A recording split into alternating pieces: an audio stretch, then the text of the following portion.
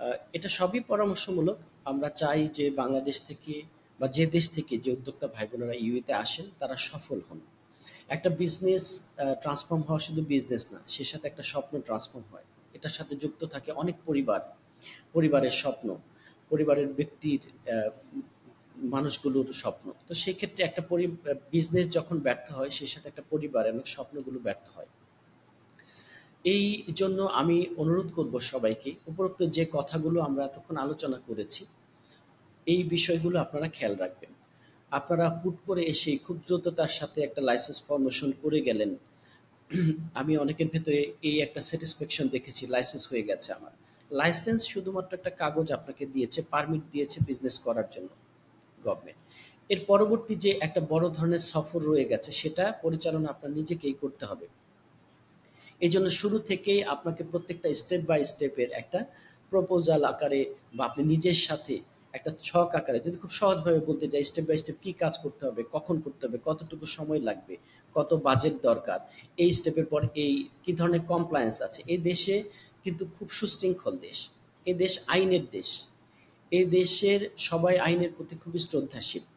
তো এই দেশে প্রত্যেকটি বিষয়কে আপনাকে এরকম হেলাফেলা করা যাবে না। গভর্নমেন্ট যদি আপনাকে যে বিষয়গুলো বলেছে সেটাকে শ্রদ্ধার সাথে এই দেশের ল অ্যান্ড অর্ডারকে আপনাকে মেইনটেইন করতে হবে।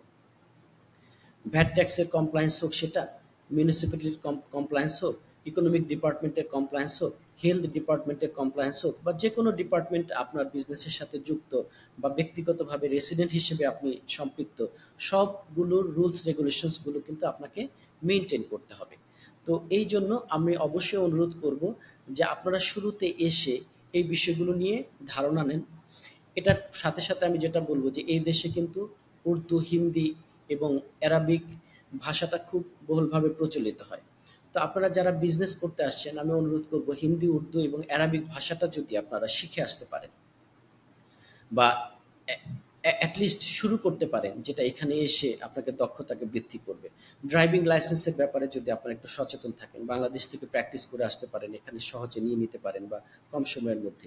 ড্রাইভিং লাইসেন্স, ভাষা জানাটা এগুলো আপনার বিজনেসের ক্ষেত্রে বা যারা চাকরি করতে চান তাদের ক্যারিয়ারের ক্ষেত্রে অনেক গুরুত্বপূর্ণ ভূমিকা পালন করবে এই দক্ষতাগুলো।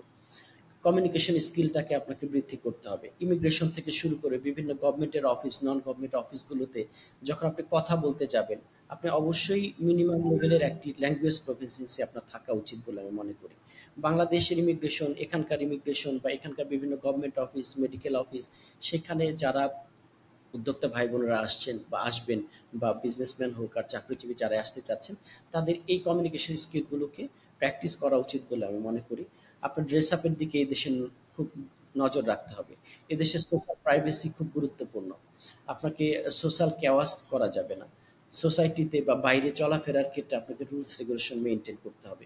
এই বিষয়গুলো ল অ্যান্ড অর্ডার আপনি জানার চেষ্টা করবেন আসার আগেই, এবং আসার পরেও আপনি খুব দ্রুত, যত দ্রুত এগুলো জেনে যাবেন, তত দ্রুত আপনি ব্যক্তিগতভাবে বা বিজনেসের দিক থেকে সফলতার মাত্রা বেড়ে যাবে আপনার। ধন্যবাদ।